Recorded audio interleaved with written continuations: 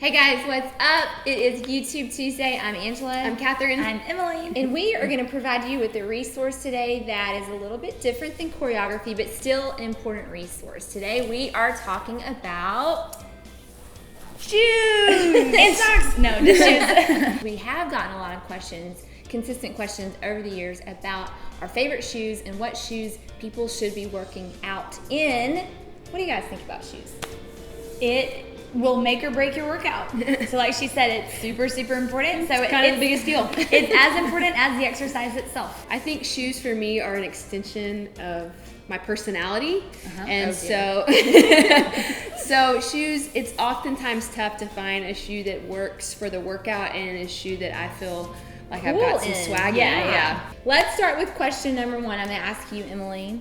I want to know, how do you how do you typically approach purchasing a shoe? Like when you go to the store, are you looking for style? Well, I will first see what I will always see what catches my eye first. It starts with fashion, and then the purchase is completed based on function. Yeah, that's good. Yeah. What about you, Kathy? You said it's an extension of your personality. I'm a creature of habit, so if I find one shoe that works really well, I'll just go buy that shoe in 7 different colors. Right. For me, believe it or not, I have a large foot. So I actually have a hard time I'm stuck somewhere between the men's and women's section because sometimes the men's shoes are just a little bit cooler than the women's shoes. Really are. They are. Time out. Large foot, what does that mean? What size are you? Somewhere either between a 9 or a 10, depending on the shoe. Okay. That is a large foot. What about you, man? I wear a 6.5, which puts me split between the youth and the adults. I'm a 6.5 as well. That fluctuates on whether or not I'm pregnant. I can go up half a size if I'm pregnant. Thank goodness I'm not. Like, have you been pregnant? Now consistently a 6.5. No. Let's talk about some of the poorer choices that we've made, where we've compromised function in the name of fashion, and tell our audience what happens when we make a choice that's primarily out of fashion. What potentially could happen during your workout experience that might affect your corns? Gross. Just kidding. Just kidding. Don't ever say that on camera. Old bunions. Old corns and bunions. But then the other thing that we want to talk about is when you choose the wrong shoe. There are physical responses. There are things that affect your body, your workout. A lot of times we hear participants who say that their knees hurt. And just for a point of definition and clarification, what I noticed when I chose the wrong shoe because it was cool and not functional was that my knees were achy, and it typically can be tied back to or correlated to poor shoe choice. And what's unfortunate about that is that they may start to find themselves correcting a bunch of other variables that actually weren't the issue. So they'll either give up on that type of exercise, or they'll stop exercising altogether, or they're trying to troubleshoot all the other areas when really they just needed to start on with something shoes. else. Yeah. Okay, so let's hop right into it. Go ahead. We've got some shoes on the floor. I'll go ahead and tattletale that Catherine has the most number of shoes here today. So my first pair of shoes are these Nike Free RNs. Why I like these shoes is a couple reasons. Number one is they're super light, and I found they do have some pretty good lateral support, which is important for me. And I love the color. I love how bright they are, and they come in a lot of colors. What color would you call this? This is going to be in a Crayola box. I think this would be maize. M-A-I-Z. The color of corn. Old maize. Back to corns. Okay, so this is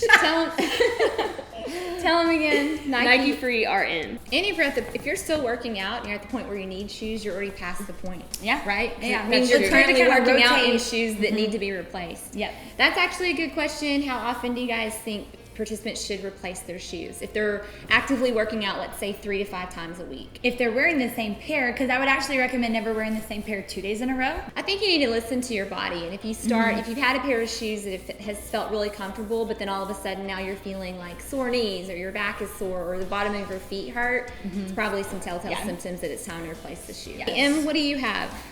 My all-time favorite. This is the Nike Quasi. Kwazi.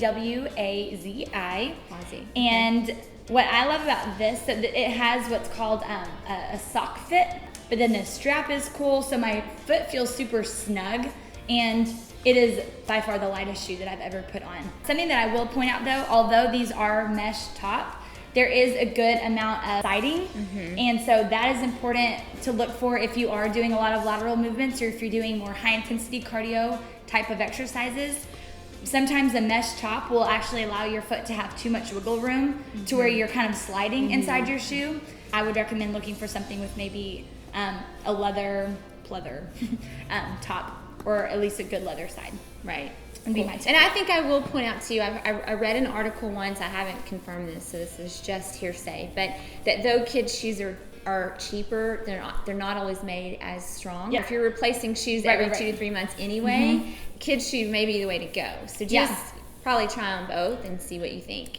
What you got, Angela? I'm gonna go, you guys have both represented Nike really well. I'm gonna go a totally different direction and go Adidas. My favorite shoe that I've been wearing both for work and play and everyday life is the Adidas Pure Boost. I'm real hesitant to promote these because there's not a lot of great lateral support. I have learned to teach in them. So when I do those side-to-side movements, I've learned how to compensate for the weak support of the shoe. But in terms of comfort and I think arch support, these are my favorite shoes. You can see there's kind of a split. It's almost like a sock attached. You're so strong.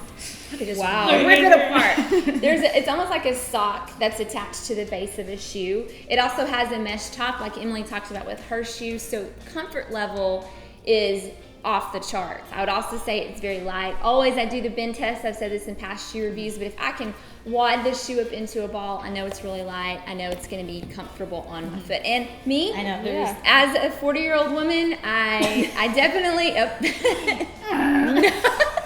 me.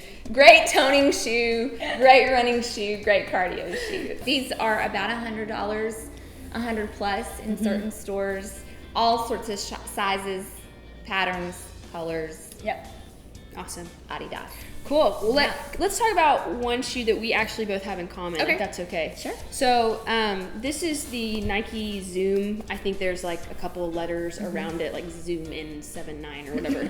But so this is considered actually a trainer.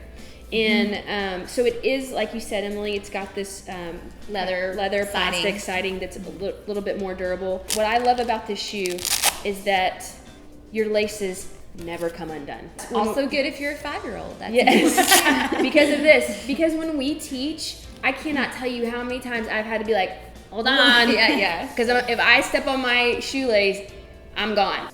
I did love the Velcro top. The only thing for me was it acted like a boa constrictor. It's a little constricting. It is pretty tight. So I did find all day my feet just felt like they were throbbing a little bit. I'm sure I could have just adjusted the Velcro to give me some more space and some more room. You're going to talk about the bottoms of the shoes. Yes, the bottoms. We typically show you all the dirty bottoms. Sorry. Yeah, really. Gross. I know when dance fitness first kind of emerged, everybody kept talking about the treadless bottom. What do they call that?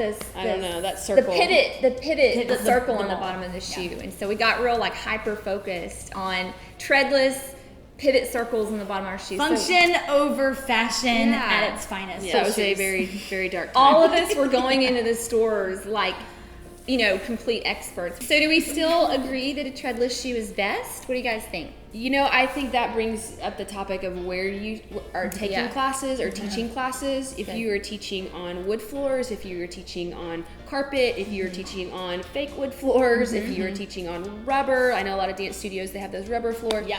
That changes everything. What I would say is that unless you are doing the exact same exercise on the exact same surface every single day, I would recommend modifying the movements as opposed to modifying the entire shoe. You're going to want a shoe that is as versatile as your exercise. So just because some parts of your workout may include a twist, don't pick a shoe just to safely be able to twist.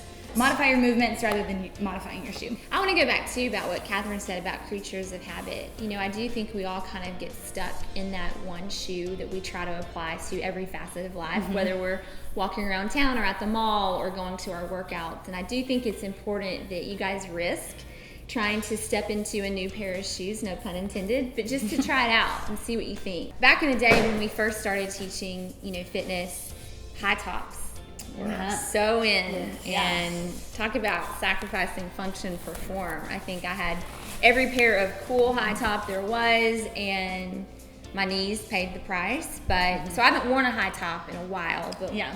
what are your guys' thoughts on high tops now? Here's the deal with high tops. I have lots of hold them. one. Look how large those are. So those, I think, these are the Adidas Xtabal. These are Adidas Original Neo, I believe. These are Adidas Energy Boost. 3 very different high tops. I will say the Energy Boost, I'm not sure if they still make them. They are the most comfortable. It's actually, it sits between fashion and function for me. It's a great workout shoe. It's super comfortable, but it also looks cool. Hey, looky here at the bottom.